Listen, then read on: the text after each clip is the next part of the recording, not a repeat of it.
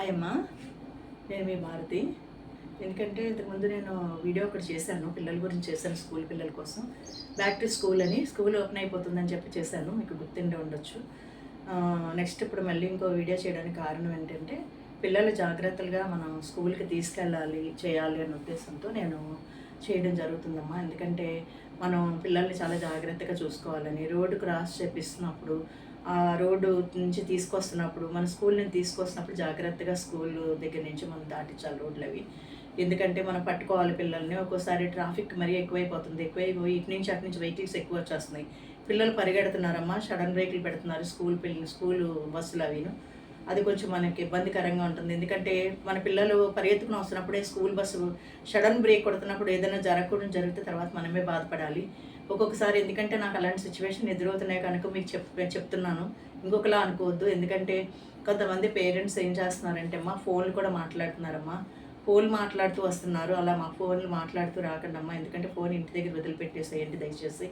ఆ ఫోన్ మళ్ళీ కావాలంటే ఇంటి దగ్గర మళ్ళీ వచ్చిన తర్వాత మీరు ఏదైనా ఇంపార్టెంట్ కాల్ అయితే కనుక మీరు ఖచ్చితంగా మీరు మాట్లాడండి అమ్మా. ఎందుకంటే అది మీరు మిస్ అవ్వద్దు. ఎందుకు మిస్ అవ్వద్దు మీరు. ఎందుకంటే ఇంటికి వచ్చిన తర్వాత ఇంపార్టెంట్ కాల్ అయితే మనం అది ఖచ్చితంగా మనం మాట్లాడే తీరాలి, మాట్లాడండి. కానీ పిల్లల విషయాల్లో మాత్రం జాగ్రత్తగా, ఎందుకంటే అజాగ్రత్తగా ఫోన్ మాట్లాడుతూ తీసుకురావద్దు దయచేసి. ఎందుకంటే నేను అది సఫర్ అవుతున్నాను కనుక మీకు చెప్తున్నాను నేను. ఇంకా రోడ్డు మించి దాటిపించుకొని తీసుకురావాలంటే చాలా గగనం అయిపోతుంది. తర్వాత పిల్లలకి స్కూల్లో కూడా వాళ్ళకి వదిలేసి వచ్చేస్తున్నాం మనం.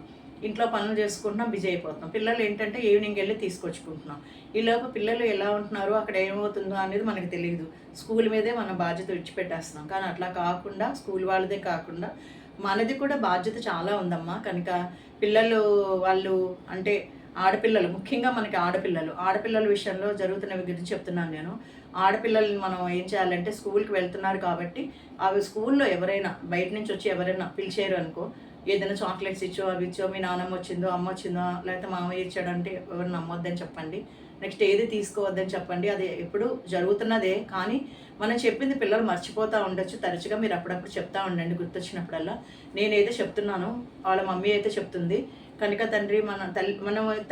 తండ్రి కంటే తల్లి, నానమ్మ వాళ్ళే చెప్పాలమ్మా ఈ విషయాలు. మనం ఆడవాళ్ళం కాబట్టి మన పిల్లలు ఎలా ఉండాలి అనేది, పిల్లలిద్దరికి ఏంటి, ముగ్గురు ఏంటి, ఎంతమంది ఉంటే అంతమందికి పిల్లలకి అక్కడ స్కూల్లో ఆడపిల్లల విషయంలో ఎవరైనా సరే, మంచిగా లేని పిల్లలు ఎవరైనా ఉంటే ఇట్లాగా టచ్ చేస్తున్నప్పుడు, వాళ్ళు ఇలా నొక్కడం అట్లాంటివి చేసినప్పుడు అది కూడా చెప్పండి అమ్మా. అలా ఎవరైనా ఇలా నొక్కి ఇట్లా చేసి హాయ్ అని మన పిల్లల పేర్లు పెట్టి ఇట్లా పిలిచి ఇట్లా అనగానేమని అంటే పెద్ద క్లాస్ పిల్లలు ఉండొచ్చు, లేదా బయట నుంచి ఎవరైనా కూడా ఏదన్నా ఇంకా అనొచ్చు.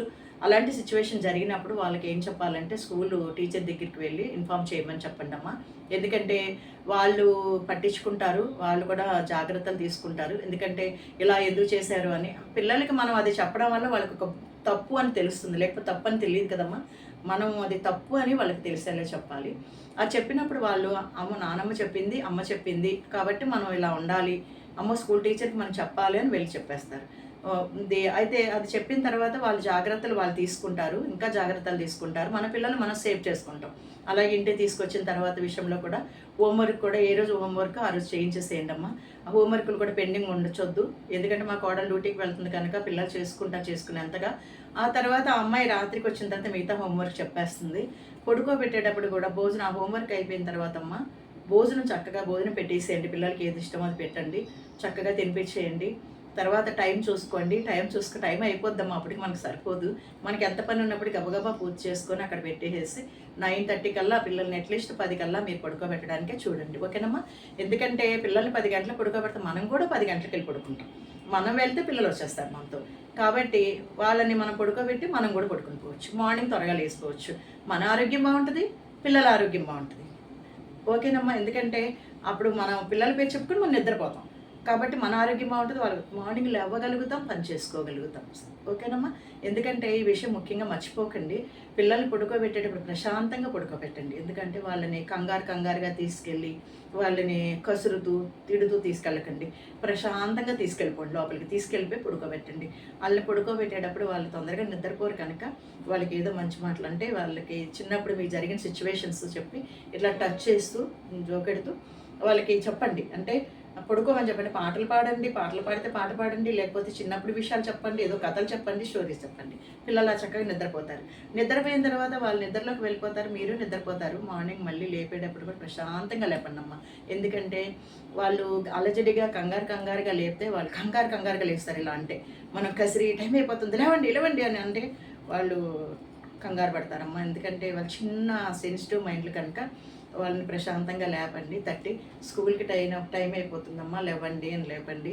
తర్వాత మనకి కూడా మనం కొంచెం లేట్గా లేసామనుకో అమ్మ, కంగారు వచ్చేస్తాం, మనకి టెన్షన్ వచ్చేస్తుంది. ఎందుకంటే నాకు వస్తుంది ఒక్కోసారి. ఒక 15 నిమిషాలు నేను లేట్గా పడుకున్నానంటే, ఇక లేట్గా పడుకోవడం అంటే పక్కన పెడితే, లేట్గా లేసానంటే నాకు టెన్షన్ వచ్చేస్తుంది. టెన్షన్ వచ్చి నాకు అయ్యో ఈరోజు పనులు అవ్వవు కదా, ఈరోజు బాక్సులు అవుతాయో లేదో, అమ్మో అని కంగారు వచ్చేస్తుంది నాకు. అట్లాగే మీకు కూడా కంగారు రావచ్చు. పిల్లలు పంపిస్తామో త్వరగా లేదా, మేము డ్యూటీలకు వెళ్తామో లేదని వద్దమ్మా. జాగ్రత్తగా మీరు అలారం పెట్టుకోండి, మంచిగా లేవండి, పిల్లల్ని మంచిగా ప్రశాంతంగా లేపండి. లేచిన తర్వాత చక్కగా ప్రార్థన చేయించండి. ఏ దేవుడిని ఎవరు ఆరాధించుకుంటున్నారో అట్లా మీరు దండం పెట్టించండి. మేమైతే ప్రార్థన చర్చికి వెళ్తాం కనుక ప్రార్థన చేపించి వాళ్ళని యువతలు తీసుకొస్తాము. అదే జరుగుతూ ఉంటుంది దినచర్య మాకు. కనుక మీరు కూడా అట్లాగా పిల్లల్ని ప్రశాంతంగా లేపండి, చక్కగా దండం పెట్టించి వాళ్ళని ప్రార్థన చేయించి తీసుకొచ్చేయండి బయటికి. అప్పుడు వాళ్ళ పనులు వాళ్ళు చేసుకుంటా చక్కగా టిఫిన్ తినేస్తారు, వాళ్ళు వెళ్ళిపోతారు. వాళ్ళు వెళ్ళిపోయాక మన పనులు మనకి మామూలు, ఎక్కడ వాళ్ళకి డ్యూటీలకు వెళ్ళిపోతారు, మా పనులు మాకే ఉంటాయి. కాకపోతే ఏంటంటే ఫోన్ల విషయంలో జాగ్రత్తలు తీసుకోండి.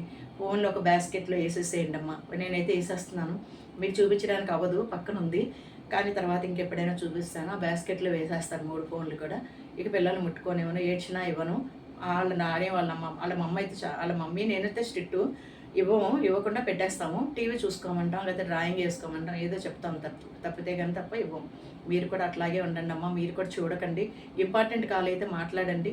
ఫోన్లు తీసుకుని చూడాలి ఇవన్నీ చేయకండి. పిల్లలు కూడా అదే చేస్తారు కాబట్టి వద్దమ్మా, అది మానేసేయండి. ఇదే నేను చెప్పాలనుకుంటున్నాను. స్కూల్ నుంచి తీసుకొచ్చేటప్పుడు, పడుకోబెట్టేటప్పుడు, తర్వాత ఏది కూడా వాళ్ళకి బ్యాడ్ టచ్, గుడ్ టచ్ రెండూ కూడా తెలియచేయండి అమ్మా. ఎందుకంటే ఇది ముఖ్యమైనది. పిల్లల సైకాలజీ చాలా డెలికేట్గా ఉంటుంది.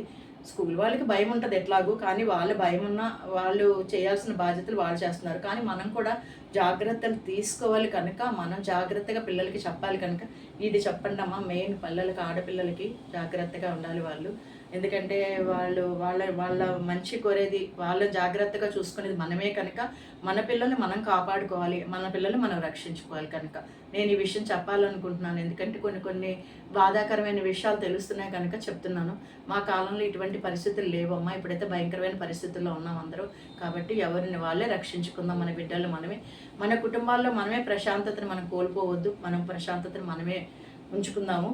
మనం చక్కగా మనల్ని మనమే సంరక్షించుకుందాం, మన బిడ్డలు మనమే చూసుకుందాం. నేను చెప్పాలనుకున్న విషయాలు ఇవేనమ్మా. ఇప్పటికే చాలా విషయాలు అయినట్టున్నాయి. సరే అమ్మా, ఓకేనా? మీరందరూ ఇది వింటారని, ఎందుకంటే ఇవి చెప్పడం ఏంటి, నేను వినడం ఏంటి అని మీరు అనుకోవద్దు. నేను పెద్దదాన్ని, ఒక అమ్మగా, ఒక అత్తగారిగా ఏమైనా అనుకోండి.